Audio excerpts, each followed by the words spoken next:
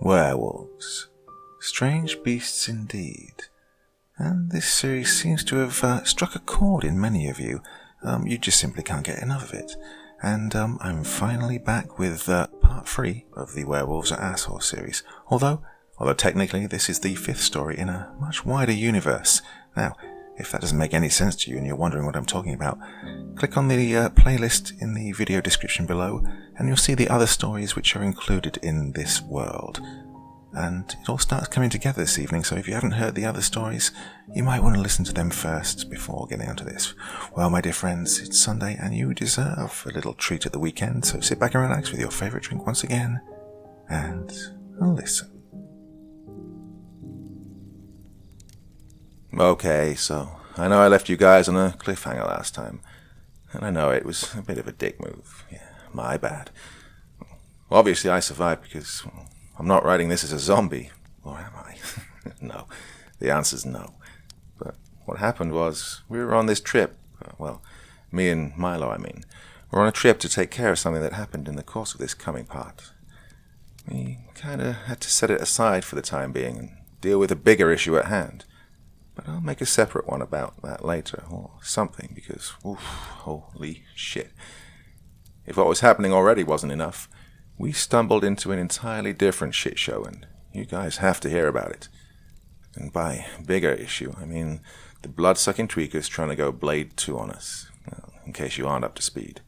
I was trying to get this all typed out, but in the course of that, some fuckery ensued. I had to close up shop and, kind of bail out suddenly. Anyway, in case you guys haven't already figured it out, mixing vampire blood with your own doesn't exactly do the body good. I tried to panic and hide it. That worked for all of 5 minutes before my right arm was on fire, and the black lines had made it up my entire right side to my shoulder. Needless to say, Lita was upset with me afterwards. But at the time, once I started screaming in agony, she made it a point to violate pretty much every traffic law to get me back to Gay Jake's house as fast as possible. Actually, I'm almost positive that they're passing new local traffic laws right now because of what she did on the road that day. Those poor safety cones. So, by the time we whipped into the driveway, things were getting pretty bad on my end. On the way there, she managed to explain to me, over the blare of Dex's frantic rambling, that I had mixed blood with Morning Bitch and that I was headed down Vampire Street pretty fast. And that, if we didn't take care of it soon, that would be that. Now, I couldn't get out of her what take care of it meant, until we made it in the house. Stop fucking arguing with me and hold her down, Lita commanded as she burst through the door, dragging my wailing body along as she did. Wait, hold me down? Why? I asked through gritted teeth. The rest following her orders, holding me in place as she ran upstairs in a flash. What's happening? What's she doing? I continued, trying to jerk myself free.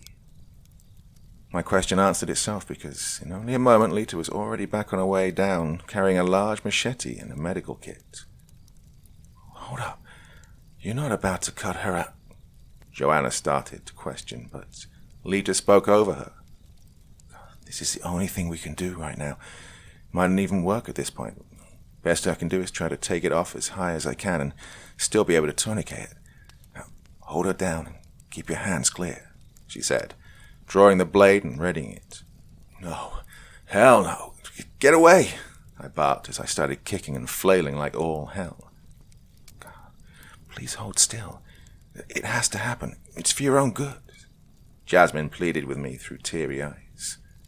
But nope. I pitched an absolute shit fit. Hey, don't judge me until you've had someone standing over you, ready for, to really amputate your whole arm. There were 6 people in that room, positively struggling to hold me down because I was having none of it. But despite my savage thrashing, suddenly they all managed to find a way to get me still for just long enough to...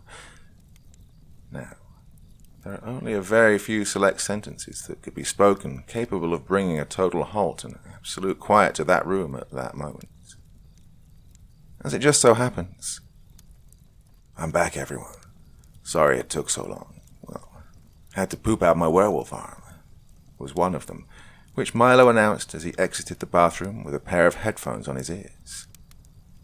Silent as the grave, it's thrown around a lot, but I'm pretty sure even the birds outside stopped chirping for that one. What the hell's going on? He asked, pulling his headphones off and tossing them aside, allowing Sweet but Psycho to permeate through the room. Her blood. Vampire. We need to hurry, Lita said, trying to take aim once again. Oh, shit. Why didn't anyone say anything? Here, give me that, Milo said, holding out his now completely human arm. Lita extended the machete's handle for him to take. Oh, not that, you goddamn Amazon. Her hand. Give, he demanded. Walking over to the crowd of people holding me down, still completely motionless from the lingering disgust, but still very much in pain, he reached down and took my wrist in his hand and gave my cut palm a large, wet lick. There, he said, as I felt a cool relief washed up my arm and across my chest and neck, and then down the rest of my body. Where's Tegan? She could have done that a lot sooner without, well, whatever all this was, he added. She's in the shower, Leslie spoke up. She let everyone else take a shower first last night, so there wasn't any hot water left. So she decided to take one in the morning instead.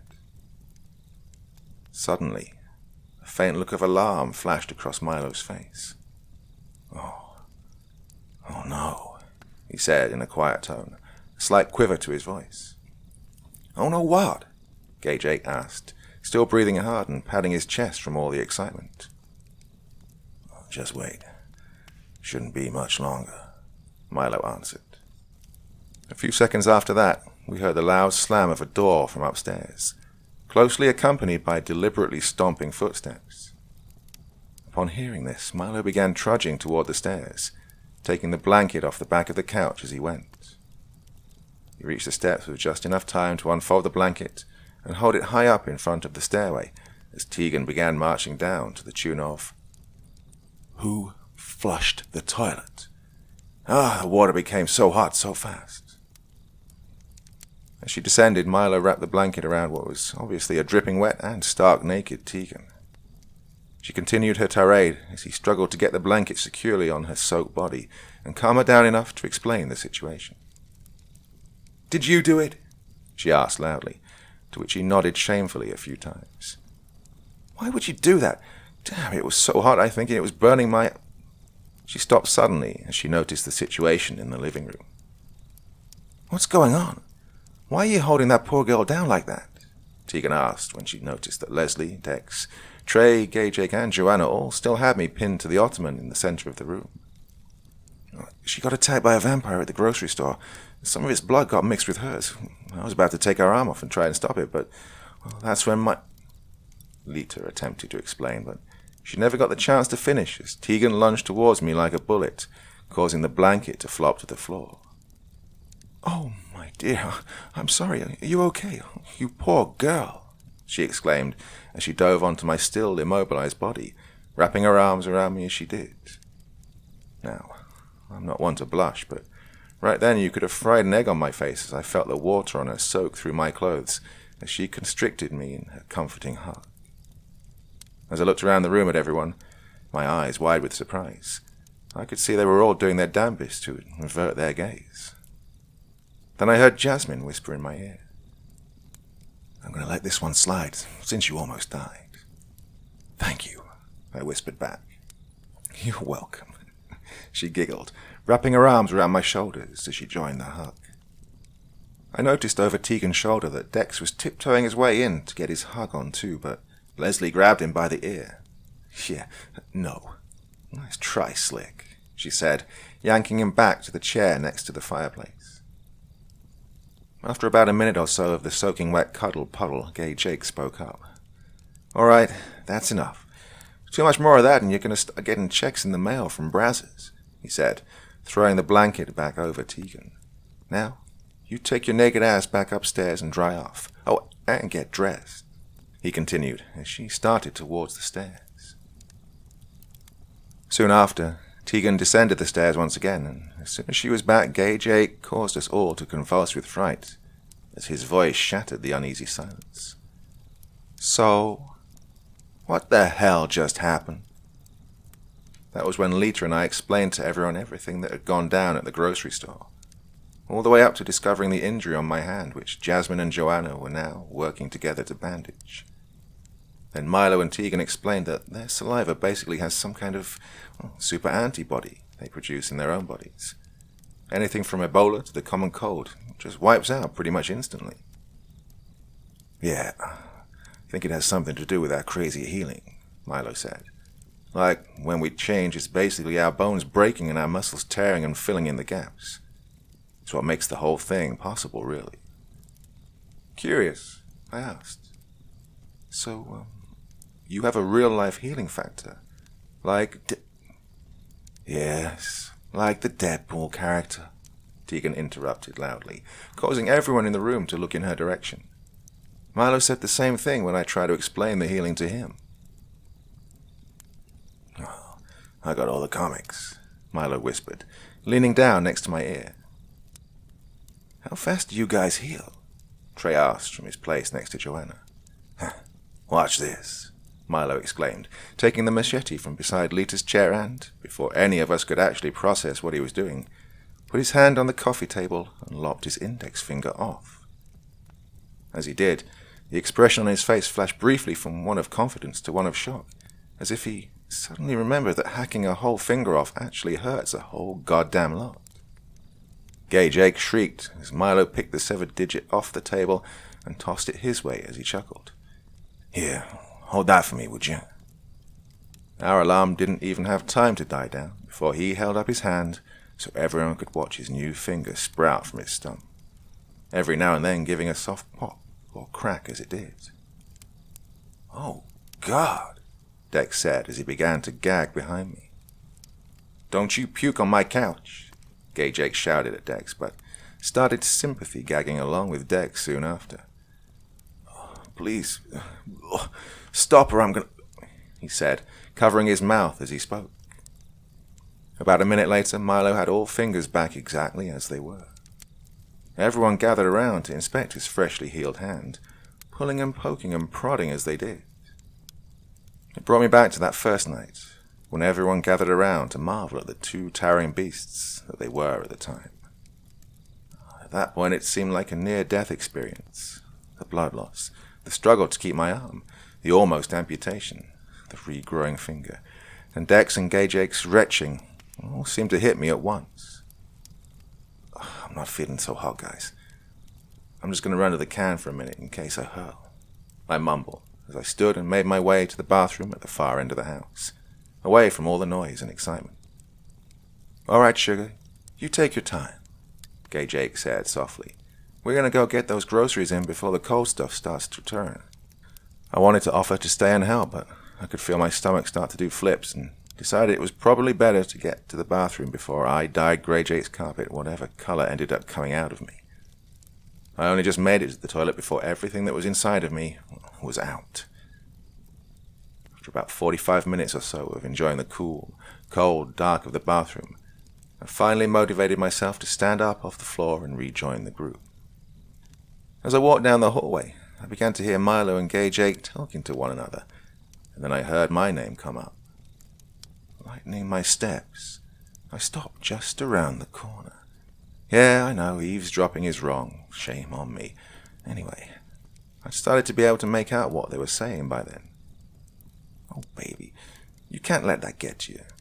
She might have the attitude of a honey badger with a hemorrhoid, but the poor girl's had a hell of a hard time, Gage Ache said to Milo. I was about to whip round the corner and stop him right there, but that nagging sensation to know what other people say about us when we're not there, well, it got the best of me, so I bit my lip and stayed hidden. What kind of hard time? Milo asked. Well, in case you hadn't noticed yet, she tends to lean towards people with the same hardware as her in the romance department, Gage Ache began, and after Milo nodded his head, he continued. Things can get pretty tough for people like her and me, and little old Jasmine, anywhere in the world, but especially so down here in the South. That poor girl has got some of the worst of it. When she told her parents what she was all about, they sent her straight off to a conversion center. And that ain't no place for anyone. Never mind a 15-year-old girl. What? That's the place they try to make gay people straight, like Jesus and prayer and shit, right? Milo interjected. You got it, sugar, Gay Jake answered. But they can get a lot worse than that. And when the Bible Belt couldn't beat it out of her, well, her parents just tried a regular belt instead, among other household objects. Jeez, Milo said under his breath. Oh, it don't end there, Gay Jake said. That's just where they started. After a few months of having new welts whipped on top of the old ones, didn't make that teenage dealer any more interested in a good old-fashioned penis. Well, they threw her out on her ass. That's about the moment she fell out of the frying pan, bounced off the concrete, and landed straight into the fire. What? It gets worse, Milo said in disbelief. Well, there's definitely more after that, Gay Jake continued. Now, if you're a scared and hungry teenage girl on the street with nowhere to go, any port in a storm, like they say. She eventually met a woman in her 20s who offered to take her in after they started, well, getting close. That might sound a bit creepy by itself, but it don't end there. After a while, that woman started making her pay her way while she was staying in her house. Pay her way? Why does that not sound like she just did the dishes and took out the trash? Milo asked, nervously.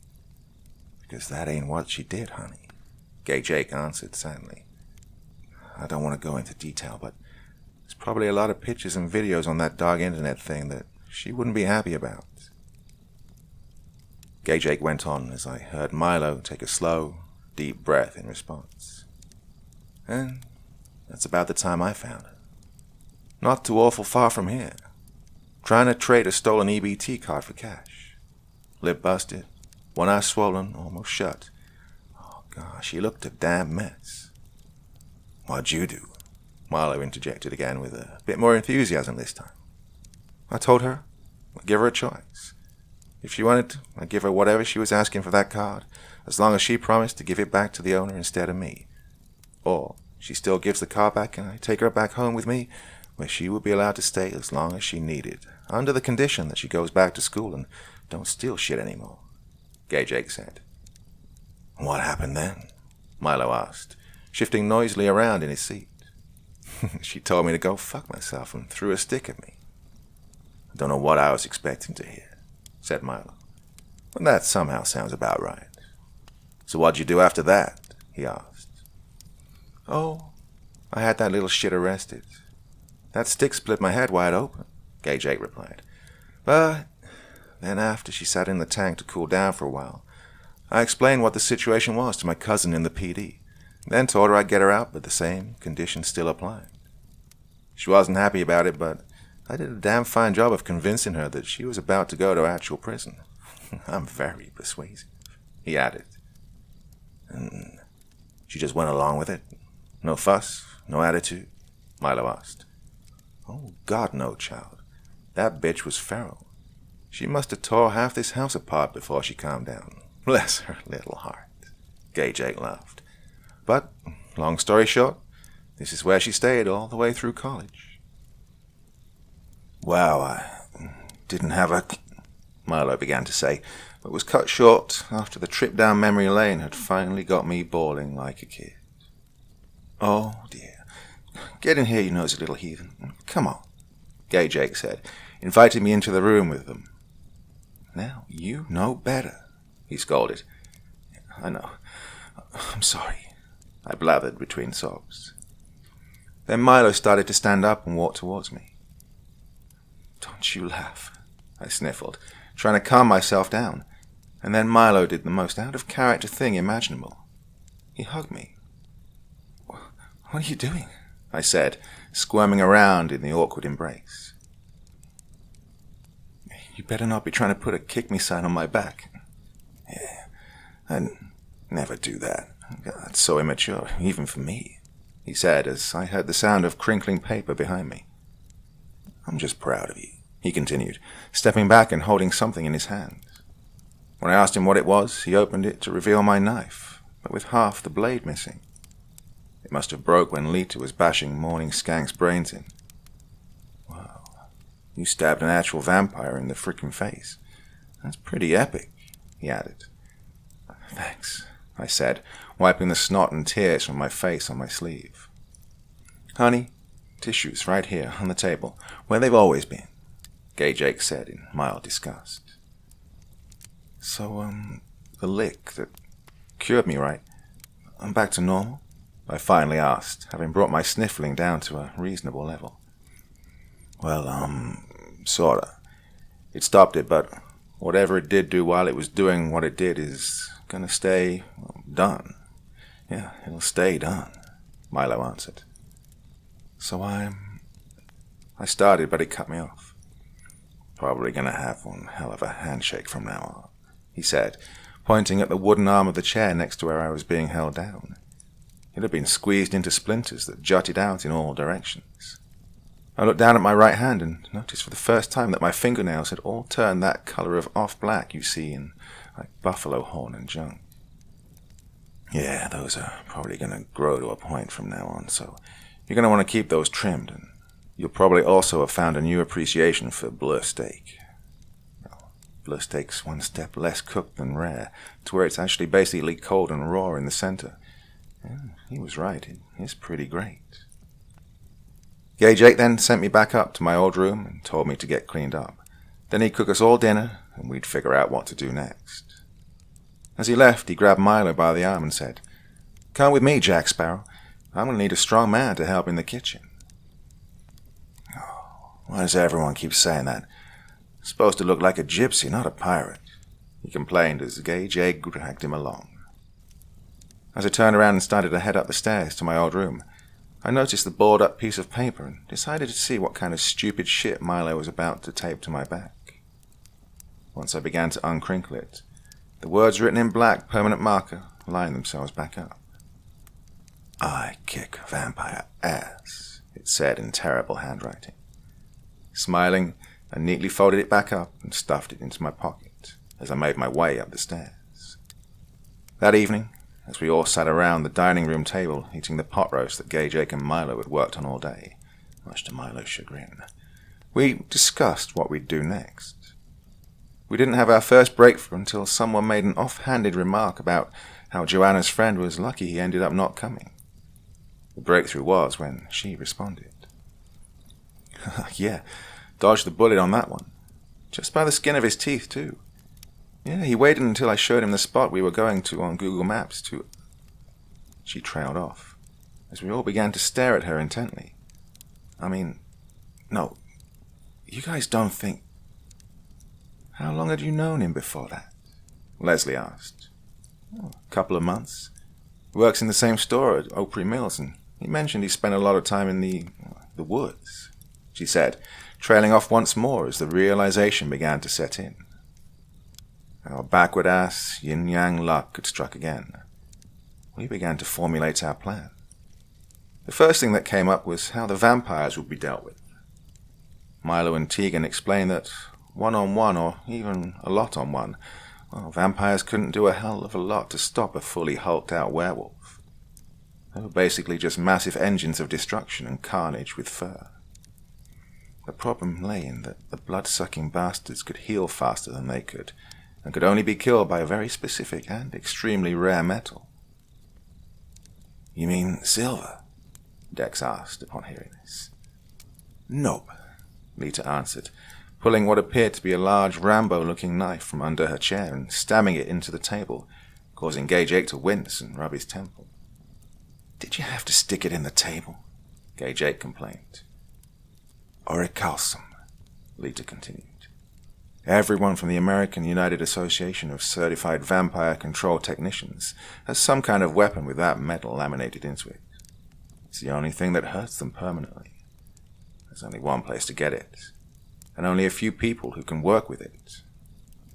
As we all examined it, we could see the perfectly straight, gold-colored lines that crisscross randomly over the steel surface." Lisa then went on to explain that each member of the Thing has a weapon made especially for them once they join. Yeah, so what it looks like what has to happen is, if we can get all of them into one place at one time somehow, me and Tegan can maul them to pieces. You guys can run behind us and put the kibosh on the leftovers. We'll have to keep moving to make sure none get away, so we can't do it all ourselves, Milo explained. So, leader, how do we get more of those things? We go to see the man that made this one, she answered, flicking the handle of the comically large piece of cutlery. I'm going to warn you, though, he's a real mean one. He's not someone you'd like to bump into on a cold, wet, rainy night. Well, any other time, to be honest. He's about the best there is at what he does, so we're going to have to deal with it and take one for the cause, she cautioned. So, we need to figure out who's going to go. What do you mean, who's going to go? Trey spoke up. Can't we just call or email him? Or text him even? No. You have to request these in person. No correspondence of any kind that leaves a record. You go, make your requests. He makes it while you wait, then you leave, Lita explained. What about paying the dude? Dex asked. Yeah, I can't imagine he does the shit for the warm feeling it gives him to help his fellow man.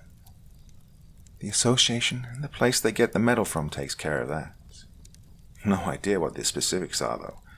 All I know is the metal comes from this weird building full of monsters. Calls itself a hotel. Never been, don't want to go. Can't make me, Lita said. Oh, not after the shit I've heard about that place. I'll go. Her voice spoke loudly over the conversation. Looking around to see who the idiot was who just volunteered to visit Freddy Krueger on his home turf, and after a second of following everyone else's wide eyes to the source, it hit me. I sat my fourth Captain Morgan and V8 strawberry banana smoothie down on the table and thought to myself, oh fuck, that's my voice. Unfortunately, by the next morning, neither I nor anyone else had managed to talk me out of my decision. Either their arguments weren't strong enough, or my stubbornness was too much. But regardless, I had made up my mind to stick to it. Most of this was my own fault, after all, so it was the least I could do. The plan was that Milo would stay and buddy up to Joanna's co-worker to try and get a lead on where those throat-sucking crank ticks were camped out. And while he was bromancing that guy, Tegan and I would go see the cantankerous weapon maker. It was brought up that it might be better for Tegan to stay and flirt the information out of our Mark. But Milo seemed a little less than enthused about Tegan pressing herself seductively up against another man, and so we didn't press the issue. Apparently he thought it wiser to send her off on a who-knows-where and how-long trip with the chick that he's been drooling over for the past few days.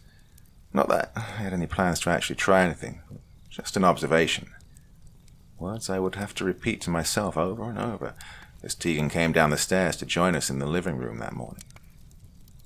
Curves in all the right places don't begin to cover it. The clothes that once fit with just a little room to spare were now straining to hold themselves together. In her words, I ate much to change a little in case we find trouble. Apparently, unlike going straight to the gut like Milo, when she packs it in to turn, it goes, well, exactly where you'd want it to. How can I put this? To any of the other degenerates like myself in attendance, you know Sonny Leone? That. And to all those that don't, you clearly aren't living your best life. Shaking myself out of my stupor as Jasmine coughed into her hand from across the room, I asked Lita where this guy was supposed to be. Bessemer, she answered, walking into the kitchen as she spoke. Where the hell is that exactly? I asked again. Sweet Home Alabama started blaring from someone's phone speaker behind me. I turned to see Milo holding his up, an accomplished smirk plastered across his face. Real cute, dude, I said as I looked closer at his screen, noticing a map with a red pin towards the middle of the state, along with some text underneath that read, Bessemer, Alabama, founded 1887. Name for the Englishman Henry Bessemer, inventor of the Bessemer process, which revolutionized steel production. Seems oddly appropriate, I said, reading the screen. So how are we going to get there? They'll probably be looking for our cars and have their eyes on bus stations and junk. You mean the vampires? Dex asked. No, I mean the Harlem Globetrotters. Yes, of course I mean the freaking vampires, I barked back. Then we started to figure out the next step. Getting there without using a vehicle with our license plates, or a compromised form of public transportation. Hey, what about something like Uber? Gay Jake suggested, peeking his head out from around the entrance to the kitchen. I mean, that might work, but wouldn't it be really expensive, especially both ways? I asked. As soon as I did, Lita came from around the corner and took the phone from Milo's hand, messed with the screen for a second, and then gave it back and walked back into the kitchen without a word. We done been over this, so I can cover it. About the only thing I can't swing is a private jet. Besides, that just sounds like a setup for a vampires versus werewolves on a plane movie. That just sounds like a horrible plot. Not even Samuel L. Jackson could save that one.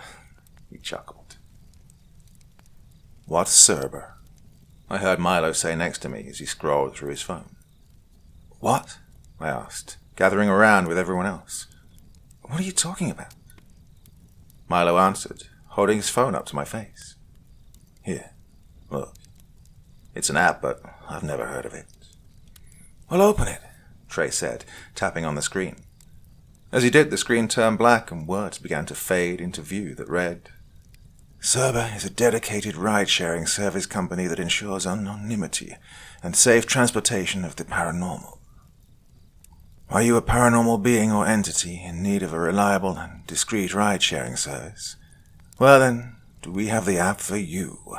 Welcome to Cerber, the #1 paranormal ride-sharing app in the world. What the I whispered to myself. At this point we all began to look around and check outside, suspicious that someone was screwing with us. Wait, come back. There's more, Joanna and Leslie said together. Walking back over, I began to inspect the screen again. We here at Cerber offer top-notch service at a fair price. And so on it went. Basically, it said that it worked almost identically to any other ride-share service, with the exception that the rates for each ride were based on the threat the passenger posed to the driver. Then we spent a few minutes running through reviews of the company and some of the drivers. There seemed to be one guy named Jim that stirs up all matter of hell. His reviews were actually pretty hilarious most of the time. Well, that's perfect, Milo finally announced. If it's calculated by risk to the driver, then Tegan is harmless. It ought to be practically free for you guys. Half of us scoffed, as we'd all apparently remembered Tegan turning a man's head into a meaty water balloon not long ago. But she downloaded the app onto her phone and signed up all the same. Once we both had packed our bags, she asked, Okay, so I just press this button and a person comes to give us a ride? Yeah, just hit the thingy right there and we wait for someone to accept and show up, I said, looking over her shoulder as we stood in a group in the driveway. Should be a little while before anyone comes, though. Okay, here goes something, she said, pressing the button that calls the ride. About that time, a passing car slammed on its brakes, squealing to a halt before slowly beginning to back up towards us. No, there's no freaking way, I spoke under my breath as the car approached and the window began to roll down. Hey, y'all know how to get to a cowboy town from here? The man in the driver's seat called out. What? I asked stupidly. A cowboy town. It's somewhere around here, right? He replied. Oh, right. You mean the rinky-dink Wild West place? Yeah, it closed down. Kid Rock bought the place a few years ago. Sorry, dude, I answered after coming to my senses. Oh, shit, the man exclaimed before speeding off. After a few seconds, we all turned to look at each other and burst out laughing. About 5 minutes later, Tegan got a notification that her request had been accepted and the driver was on their way. Another 10 or so minutes passed before the driver arrived in a black SUV, which pulled into the driveway. Once the door began to open, we saw their feet hit the ground behind the definitely too dark to be legal tinted windows. The first thing we noticed was that one of the driver's legs was prosthetic. As the driver closed the door to reveal a woman who looked to be in her mid-30s, she greeted us with a cheerful, "Hello, everyone. And who's my lucky passenger today?" she exclaimed as she began to walk towards us.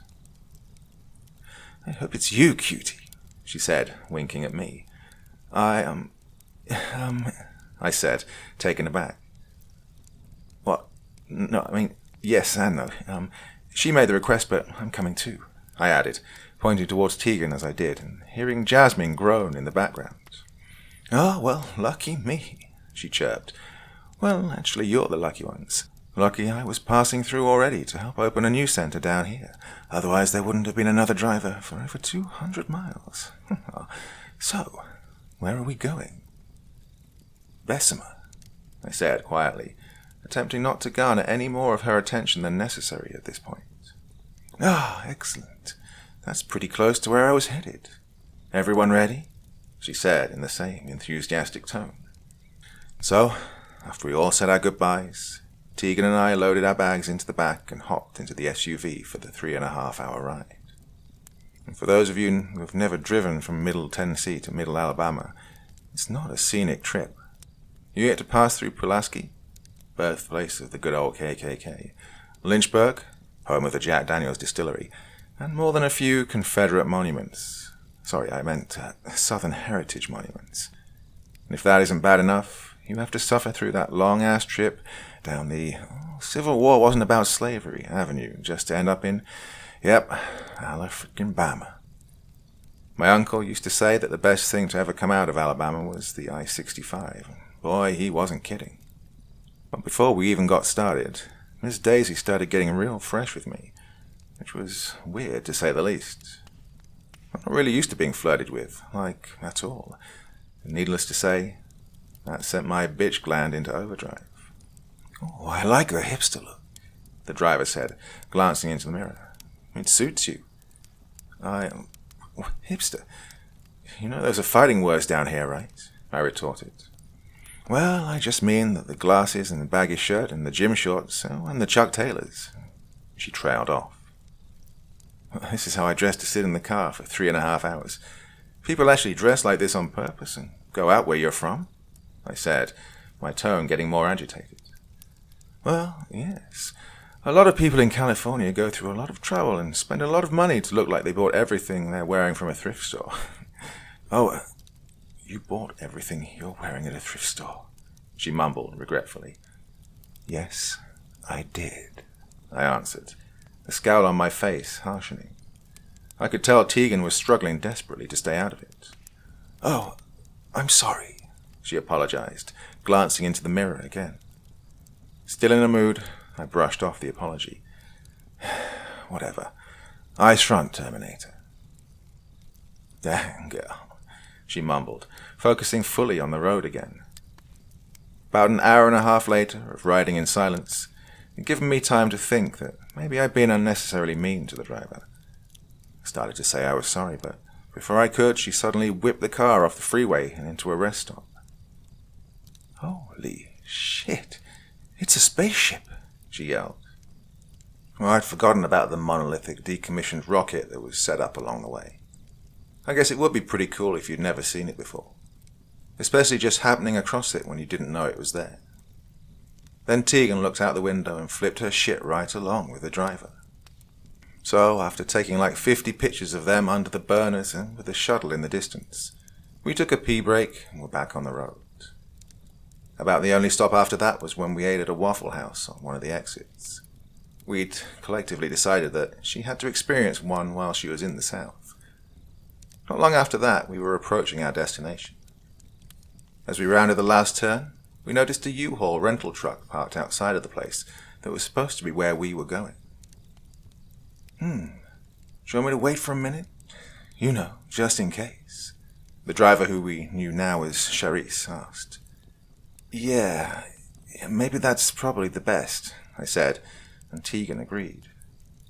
As we pulled up and began to approach the door, a man in all black, wearing a pair of those old-timey round sunglasses, exited the house, carrying with him a box of what looked like random computer and surveillance equipment as he made his way to the truck. Before we could even speak, he said, "Awfully sorry, but I'm terribly busy. You'll have to come back some other time," he said in a slow, heavy voice. Then he began to make his way past me to the U-Haul. "Hey, wait a goddamn minute," I exclaimed as I reached out and grabbed his arm in an attempt to put my newly acquired kung fu grip to use, admittedly squeezing harder than I probably should have. As I latched on and clenched my fingers together, it caused the contents of his box to shift and clatter. "We came all the way down here because you're the only one that can make the shit we need. Now..." I stopped. The man wasn't even fazed. I was originally worried I might be in danger of breaking the man's arm after gripping so tightly, but now I just felt, in danger. As he stared down at me through the deep void of the round, infinitely black lenses of his glasses, he spoke in a viscous, acidic tone. "That's a mighty strong grip you have there, little girl. Now, off," he commanded. And before I had time to make any kind of choice in the matter, my hand was already retracting as fast as it could. "I'm sorry," I squeaked, clasping my hands together behind my back. "We really need your help," I added, averting my eyes down towards the cobblestone sidewalk and squeezing my hands even tighter in an effort to hold the tremors of fear that had begun to streak up and down my spine at bay. The last time I was that afraid was in the woods when I thought I was seconds away from being torn apart and eaten alive. And the last time I felt such an icy chill down my back was that same night, as I watched a 7.5-foot tall monster with murder in its eyes stalk up to a shack in total silence. I'd had it. I couldn't take it anymore. I didn't want to be there. I wanted to go home. I wanted to be as far away from that man and this place as possible. But before I could turn and tell Tegan to follow me back to the SUV, the man had begun to move. He huffed, taking off his glasses to reveal his impossibly pale blue eyes, and then placed them into his shirt pocket, from which he also withdrew a small notepad and pen. "Turn," he commanded once again, causing my legs to obey before consulting the rest of me. He placed the pad on my back, which caused me to jerk slightly in mild panic, and then began to scribble something. "Here," he growled, placing the notepad back into his pocket, save for the one sheet he'd written on, which he then tore from the rest. "This man can make what you need. He takes a request when I can't be bothered with them. He's young, but he's competent in his craft. Now, I have much more important things that need my attention, so if you'll be so kind as to leave me to my affairs," he said, before placing his glasses back over his face and making his way back towards the truck.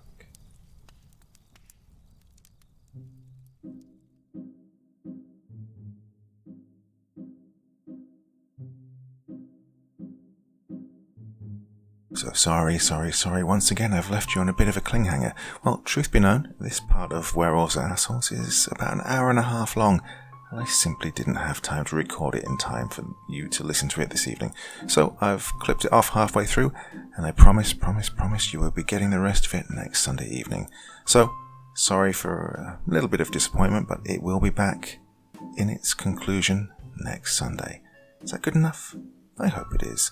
Until then, my dear friends, well, not until then, because I will be back with a story again for you tomorrow night.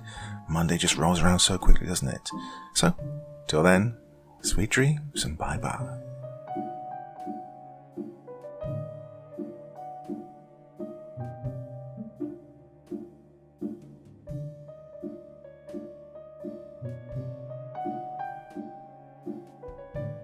Thank you so much for choosing to spend your time listening to me. Now, if you enjoyed the Dr. Creepen experience, then come find me on Facebook. Come chat with me on Twitter. Listen to the background music and download it if you like on SoundCloud. Drop by the store, pick up a t-shirt. And, importantly, if you've got a story you'd like me to read, send it to Dr. Creepen's Vault, the subreddit I set up so that I could read your stories. Now, looking forward to seeing you all again real soon. So, come check me out, okay?